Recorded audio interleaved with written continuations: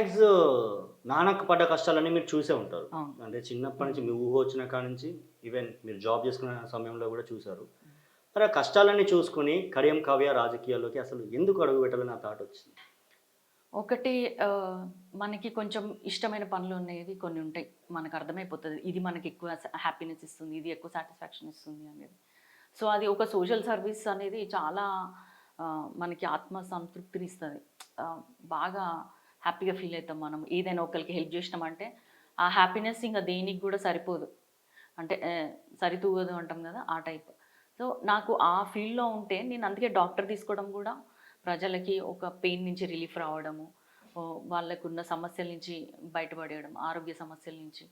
So, అట్లా ఒక డాక్టర్‌గా గూడా అదొక సర్వీస్ అని చెప్పి నేను డాక్టర్‌గా చేశాను. తర్వాత ఒక ఎక్కువ మందికి ఇక్కడ కొన్ని వేల మందికి చేయొచ్చు. ఇక్కడైతే కొంచెం ఎక్కువ మందికి చేయొచ్చు. ఒక లక్షల మందికో లేకపోతే మా నాన్నగారు ఎప్పుడో ఒకటి చెప్తారు. ఒక వ్యక్తి కంటే వ్యవస్థ గొప్పది.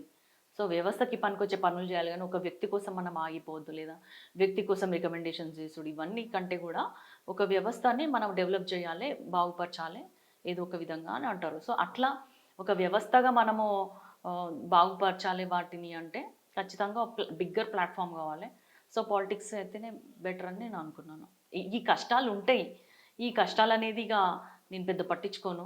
అవి సైడ్‌కెళ్తానే ఉంటాయి. మనం మన దారిలో ముందుకెళ్ళాల్సిందే.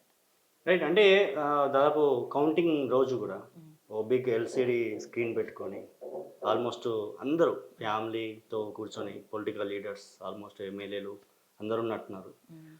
ప్రతి ఒక్క రౌండ్‌కి అంటే కౌంటింగ్ జరుగుతుంది. ప్రతి ఒక్క రౌండ్‌కి రిజల్ట్స్ వస్తున్నాయి. హ్మ్. మీరు లీడింగ్‌లోకి వస్తున్నారు.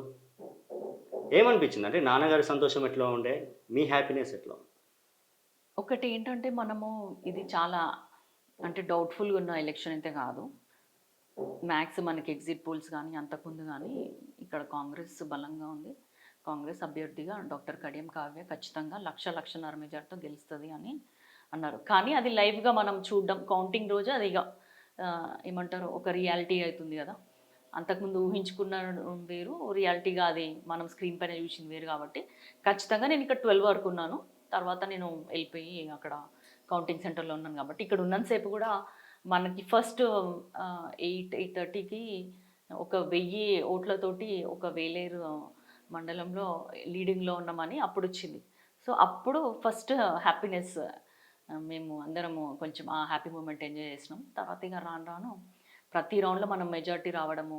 మేము ఇంకా అన్నిటికంటే ముఖ్యంగా 1 దాటి 1.5 దాటినాక అంటే మాకు 1 దాటినాక ఆ పరిస్థితి చూస్తే ఇది 2 దాటేటట్టే ఉంది అన్న ఐడియా వచ్చేసింది మా నాన్నగారికి, మాకు గూడా.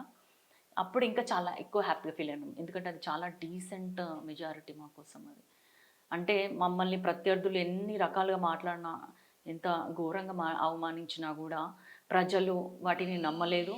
నమ్మకుండా మనకి ఇంత మంచి మెజారిటీ ఇచ్చి ఓటేశారు. కడియం కావ్య, డాక్టర్, అమ్మాయి, మహిళ అని, తర్వాత కడియం శ్రీగారి కూతురని, రేవంత్ రెడ్డి గారి నాయకత్వము అని, కాంగ్రెస్ పార్టీ అని చెప్పి ఇంత మంచిగా మెజారిటీ ఇవ్వడం అది ఇంకా ఎక్కువ సంతోషాన్ని ఇచ్చింది.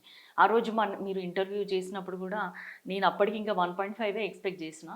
బట్ ఇంకా ముందుకెళ్ళినాక తెలిసింది 2,00,000 కూడా దాటుతుంది అని చెప్పేసి. ఓకే. ఇప్పుడు 2,00,000 వచ్చింది. అయిపోయింది. ఆల్మోస్ట్ డిక్లరేషన్ ఫార్మ్ మీ చేతిలో పెట్టారు. హ్మ్. నాన్నగారు ఏం చెప్పారు అప్పుడు? అంటే ఇంక తను చాలా ఎలేటెడ్ అంటే చాలా హ్యాపీ మూడ్‌లో ఉన్నారు. ఎందుకంటే తనకి తనకి తెలుసు నా డ్రీమ్ పాలిటిక్స్‌లోకి రావడం, ఒక పొజిషన్‌లో ఉండాలి, ప్రజలకు సేవ చేయాలి అని చెప్పేసి. నేనెప్పుడు అనేదాన్ని అసలు నాకు ఆ అవకాశం వస్తదా అని చెప్పి అప్పుడప్పుడు మా నాన్నగారితోటి అన్నప్పుడు చూద్దాం నీకొస్తది ఖచ్చితంగా అని అనేవారు. కానీ అది ఆ మాట నిజమై నాకొక పొజిషన్ అది గూడా ఎమ్మెల్యే కన్నా ఎంపీ అంటే ఇంకా అది మనం జాతీయ స్థాయిలో గదా పాలిటిక్స్. సో, ఆ విధంగా ఎంపీ అవ్వడం అనేది తనకి చాలా డీసెంట్ అనిపిస్తది. ఒక డాక్టర్‌గా నాకు బాగా సూట్ అయితది అదని జెప్పి చాలా హ్యాపీగా ఫీల్ అయినారు. అసలైన తొలి వెలుగు. ఫాలో వాట్సాప్ @తొలి వెలుగు అఫీషియల్.